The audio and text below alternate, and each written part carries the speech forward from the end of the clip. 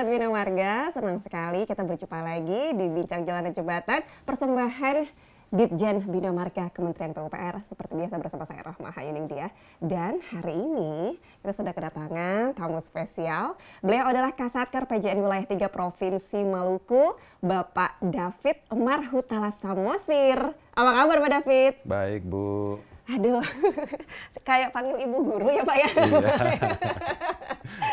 Pak David, seneng banget waktu saya tahu, wah Maluku nih, wah apalagi yang akan kita bahas ini terkhusus daerah 3T. Pas saya cek Pak David, pulau-pulau yang dimaksud diantaranya ada Pulau Buru, ada Pulau Seram, ada Pulau K, banyak banget Pulau Moa yang kalau kata anak senja Pak, pulau-pulau ini adalah serpihan surga jatuh ke bumi. Asik. Karena saking indahnya ya Pak ya. Nah mungkin boleh ceritain dulu Pak. Banyak mungkin Sobat Bina Marga yang ingin kenal dulu. Mungkin sedikit aja tentang pulau-pulau ini tuh seperti apa sih Pak? Ya Bu, jadi Maluku itu yang sudah disampaikan tadi mungkin negeri banyak pulau Bu ya. Iya. Nah di sana kalau orang bilang tuh mutiara dari timur gitu. Jadi banyak sekali destinasi wisata yang bisa mungkin Sobat Bina Marga sempatkan untuk bisa berkunjung di kemudian hari. Jadi kita selain pulau-pulau 3T, destinasi wisata tuh sangat banyak. Jadi mulai dari di Yamdena ada namanya Pantai Sembunyi. Pantai Sembunyi itu jadi dia seperti kayak gua tapi pantai gitu. Jadi kita harus masuk melalui celah yang sempit untuk bisa menuju ke pantai itu. Jadi di dalam baru dia terbuka gitu. Itu di Saumlaki di Kabupaten Tanimbar. Kemudian ada juga di yang paling terkenal mungkin ya, Key Kecil. Pulau Key Kecil itu ada namanya Pantai Pasir Panjang. Saking panjangnya dan keunikannya itu pasirnya sangat halus Bu. Kalau orang bilang kayak bedak.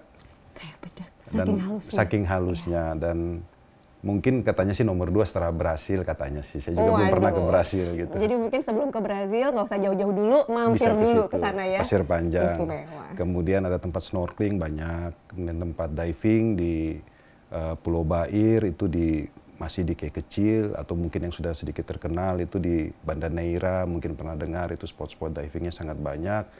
Kemudian di Pulau Wetar kami itu di salah satu 3T itu ada juga Danau Tihu. Itu tapi di situ nggak boleh berenang karena buayanya banyak Bu. Buayanya buaya beneran bukan buaya darat Buaya ya, beneran. buaya beneran ya. Iya bener. Tapi berarti artinya di sana lingkungan juga masih terjaga ya Masih Pak terjaga ya? sekali Bu. Sementara kalau untuk aktivitas masyarakatnya sendiri kebanyakan mereka berprofesi sebagai apa Pak? Kebanyakan mereka tuh nelayan.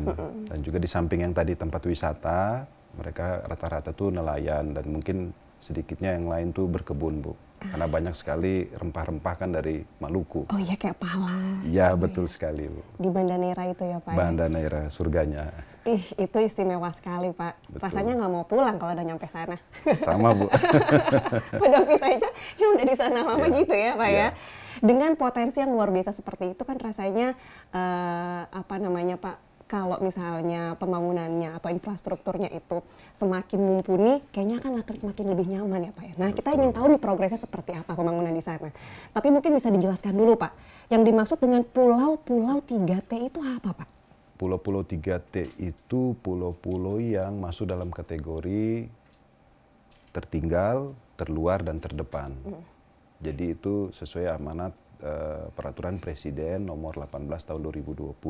Itu yang dimaksud dengan 3T, singkatan. Definisinya seperti itu ya Pak ya. Nah kenapa sih Pak pembangunan infrastruktur jalan, termasuk juga jembatan, di Pulau 3T ini menjadi prioritas? Jadi sesuai dengan lampiran 2 Perpres tadi nomor 18 2020 yang masuk dalam kategori 3T itu adalah daerah karena terbatasnya sistem jaringan jalan di pulau-pulau tersebut. Kemudian selain itu pulau-pulau tertinggal sebagian besar belum didukung dengan sistem jaringan jalan yang memadai.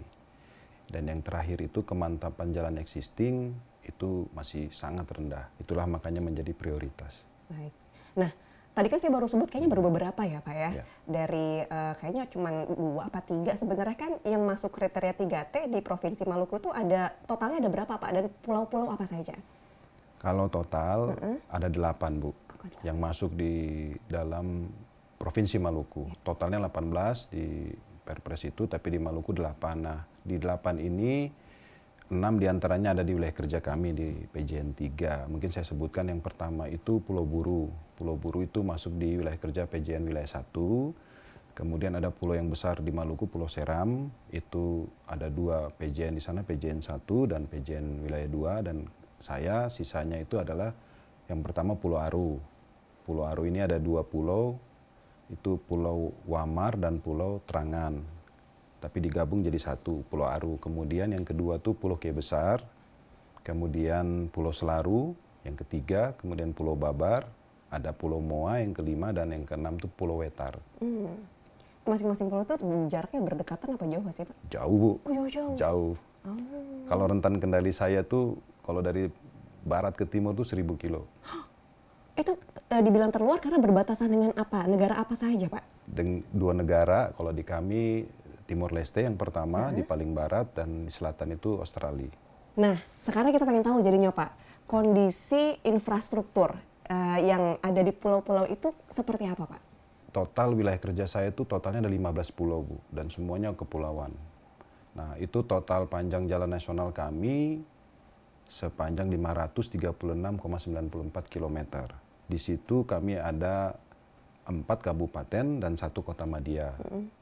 Dengan jumlah PPK kami ada 4, masing-masing itu di yang PPK pertama 3.1 itu 5 pulau, ada Pulau Dula, Pulau Key Kecil, Pulau Key Besar, Wamar, dan Terangan. Kemudian PPK kami yang kedua, PPK 3.2, 3 pulau, Yamdena, Larat, dan Selaru. Kemudian PPK kami yang ketiga itu 2 pulau, Pulau Babar dan Pulau Masela, mungkin pernah dengar Blok Migas Masela, nah itu. Kemudian yang keempat itu 5 pulau, ada Moa, Leti, Kisar, Wetar, sama Liran. Nah, itu kondisinya kalau untuk sampai saat ini, mungkin Sobat Bina Marga ingin tahu ya, untuk khusus yang 5 pulau kami yang ada jalan nasionalnya itu panjangnya 193,12 km dan jembatannya itu 926,2 meter. Sampai dengan saat ini. Ya, itu kondisinya semua jalan nasional itu dalam kondisi mantap atau kategorinya baik dan sedang. Namun untuk cerita dulu sebelum 2010 itu masih sangat tertinggal infrastruktur jalan nasional kita. Di wilayah kerja kami sangat jauh tertinggal dari mungkin provinsi yang lain karena tadi pulaunya sangat banyak dan rentang kendalinya sangat jauh.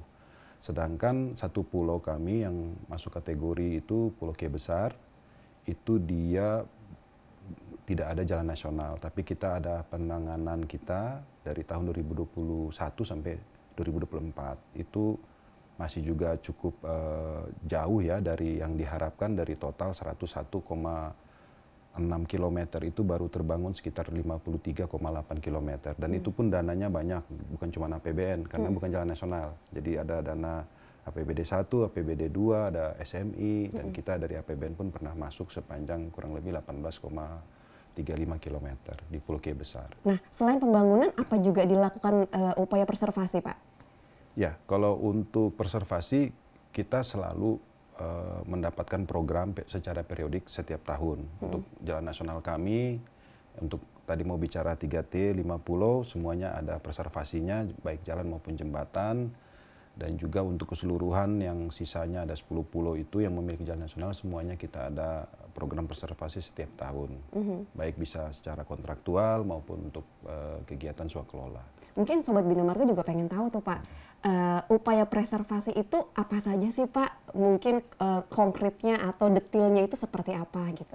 Kita tuh preservasinya baik jalan maupun jembatan. Jadi ada beberapa subkomponen program kami seperti ada rehab minor, atau rekonstruksi, atau mungkin berkala jembatan. Itu nanti kita berdasarkan hasil daripada survei jalan maupun jembatan tahun sebelumnya. Jadi itu hasil survei itu yang akan menjadikan program di tahun kemudian. Nah, kita sebagai pelaksana siap melaksanakan program-program. Dan itu selalu dilakukan secara berkala, secara reguler ya Pak ya, betul, supaya semuanya yang tadi Pak David bilang kemantapannya sudah mantap, tetap di kondisi yang mantap ya Pak David ya. Betul, Bu. Nah, di tahun ini kita berbicara soal dana. Biasanya apalagi kalau kita berbicara soal kepulauan-kepulauan itu kan tantangannya salah satunya adalah tentang dana ya Pak David ya. Dibutuhkan dana yang besar gitu. Nah, berapa Pak dana yang dianggarkan untuk penanganan infrastruktur di Pulau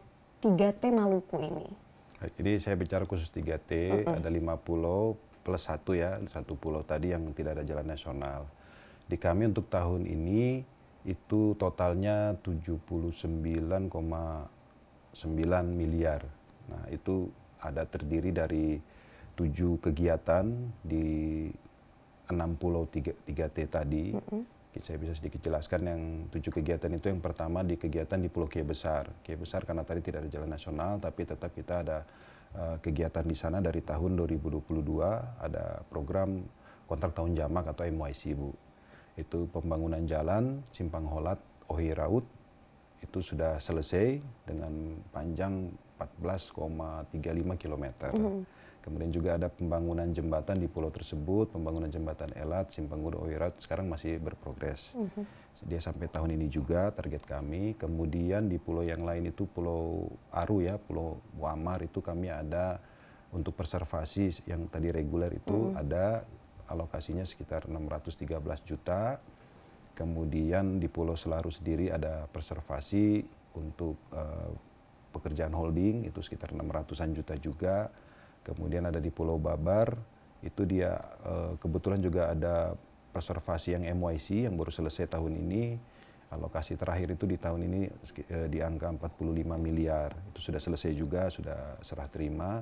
Kemudian ada di Pulau Moa reguler yang tiap tahun itu kita ada alokasi 7,8 miliar dan di Pulau Weter sendiri sekitar 7,4 miliar tahun ini, Bu. Nah, jadi secara umum dana tersebut itu dialokasikan memang melihat prioritas yang ada Pak untuk membangun atau misalnya tergantung nih harus ada pemeliharaan mungkin jadi prioritas. Ini seperti apa Pak?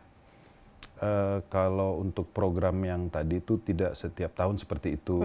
Jadi nanti kayak misalnya tadi kita di 79 miliar itu kurang lebih ada 3 paket besar ya, artinya yang MYC atau kontrak tahun jamak yang sudah committed. Nah itu alokasinya sudah ada dari awal tahun dia berkontrak. Kayak misalnya kebetulan 3 paket ini 2022, 23, 24. Inilah tahun penghujung di 2024 dan sudah selesai.